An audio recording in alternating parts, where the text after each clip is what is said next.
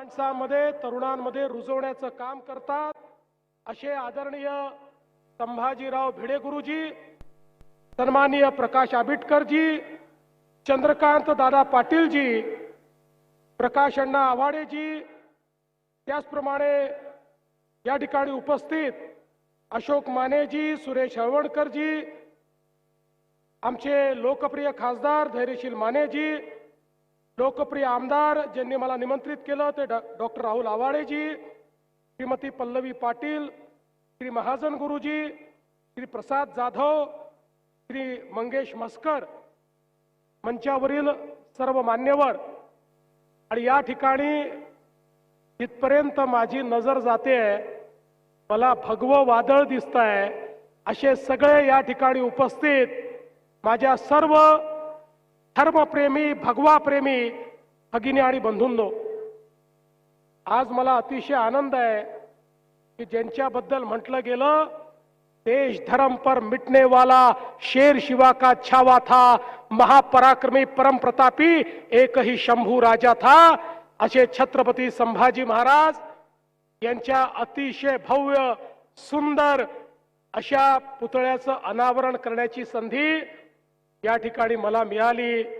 मी खऱ्या अर्थानं ही जी काही स्मारक समिती आहे, आमचे भिडे गुरुजी आहेत, आमचे खासदार आमदार मंत्री महोदय आहेत आणि आपण सगळे आहात, आपल्या सर्वांचे आभार मानतो की हे पुण्यकर्म करण्याची संधी आपण मला दिली। खरं तर आजचा दिवस माझ्याकरता इतका पुण्यवान आहे। इचलकरंजीत आल्यानंतर पहिल्यांदा महाराजांच्या प्रतिमेला नमन करण्याची संधी मिळाली, त्यानंतर छत्रपती संभाजी महाराजांच्या प्रतिमेला नमन करण्याची संधी मिळाली। इथनं मी सांगलीला चाललो आहे, त्या ठिकाणी पुण्यश्लोक अहिल्यादेवी होळकर यांच्या पुतळ्याचं उद्घाटन आम्ही करणार आहोत आणि तिथनं पुण्याला जाऊन पुन्हा छत्रपती शिवाजी महाराजांच्या एका स्मारकाचं उद्घाटन करणार आहोत। त्यामुळे आजचा खरा हा दिवस हिंदवी साम्राज्याला पूर्णपणे समर्पित अशा प्रकारचा दिवस आज मला व्यतीत करण्याची संधी मिळाली आहे, याचा मला अतिशय आनंद आहे।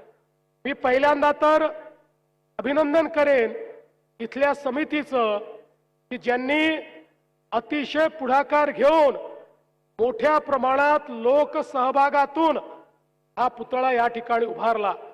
याचा खालचा भाग जरी शासनाच्या माध्यमातून आपले खासदार साहेब आमदार साहेब यांनी तयार केला, तथापि मला ही गोष्ट अतिशय मनापासून आवडली की आपल्या छत्रपतींचा पुतळा, आपल्या युवराजांचा पुतळा हा जनसहभाग त्याच्यामध्ये असणं हे अत्यंत महत्त्वाचं आहे।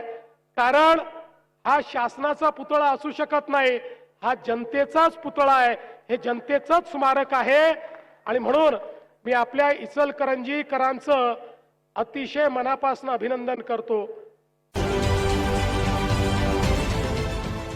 देश विदेशातील प्रत्येक घडामोडींचे लाईव्ह अपडेट मिळवण्यासाठी आता साम टीव्हीच्या सर्व सोशल मीडिया प्लॅटफॉर्मला लाईक, फॉलो आणि सबस्क्राईब करा। तसंच सर्व नोटिफिकेशनसाठी बेल आयकॉन प्रेस करायला विसरू नका।